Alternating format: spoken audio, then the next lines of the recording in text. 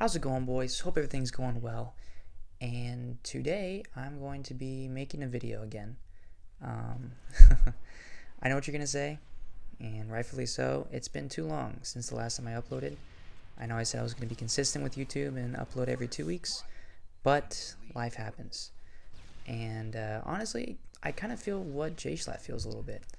I feel like I'm a little unqualified to talk about these things that I really want to talk about.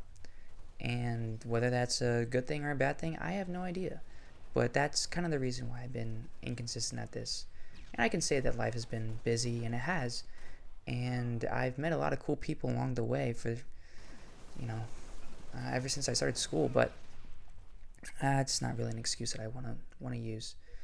But one of the people that I did meet has really transformed my life in the best way possible, and that's the foundation of today's video. So,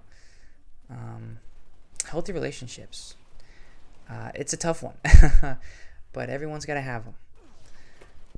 Granted, I am no expert.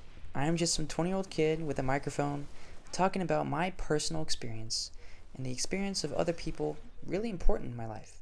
So take what I say with a couple grains of salt, because I don't know much about the real world and how it works. But what I do know for sure is that this issue is quite common, and I'm really only here to try to help you guys, the person who's watching. Because if I can save just one person from the pain and suffering that happened to me, I feel like I did my job. So this issue was at the forefront of my mind for some time. And so I got asking around, really did some research surveys here, just about good communication and having healthy relationships. And one of the things that I realized very quickly when it comes to any relationship in general is that everyone has a different challenge expressing how they actually feel. Some keep their emotions inside, and a problem just kind of festers into a much bigger thing. Others, for example, are willing to express how they feel, but they just don't necessarily know how. Now, for me personally, I would actually just kind of bottle things up, and it would get bad enough to the point where I started pulling back from the relationship slowly but surely, until one day I finally just cut ties.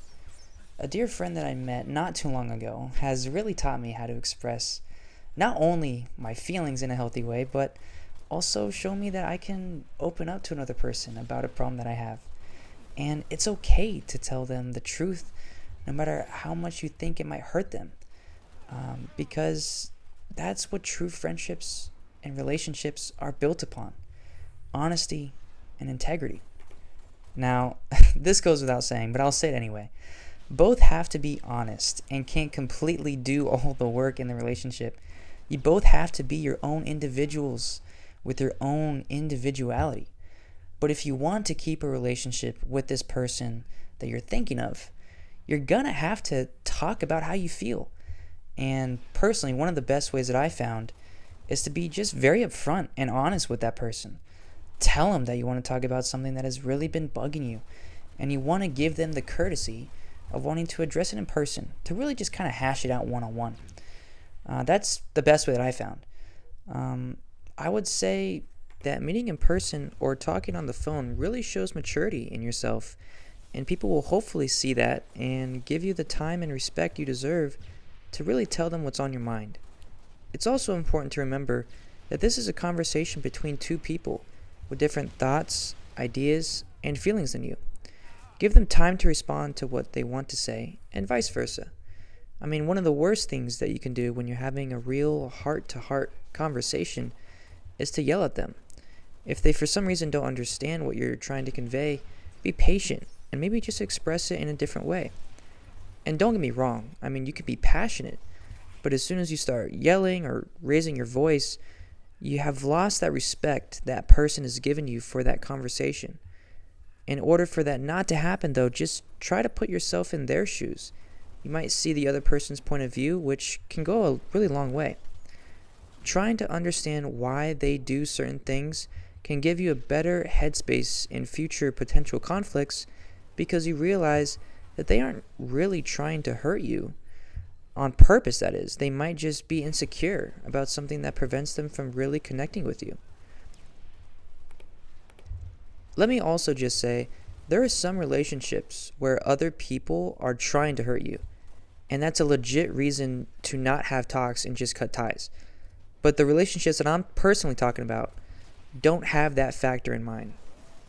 I would say the final point that I really want to end off is once you have gone through the mud and blood, the sweat and tears, that relationship could blossom into something truly beautiful. I mean, truly think about how much it would mean if that person appreciated you coming to them with this problem, and because you addressed it, they changed that behavior. You would feel pretty damn good about that. Now imagine if you didn't and let things spiral out of control. If you cut ties with this person, what do you learn from that? Do you grow as an individual? Do you have a better understanding of that person and the different complex reasons why they did what they did? Do you have a better understanding of yourself and how you can resolve and fix conflicts? Most importantly, do you have closure? Sometimes it's better to face your demons, face your thoughts, and when you start to hear the music, are you willing to dance?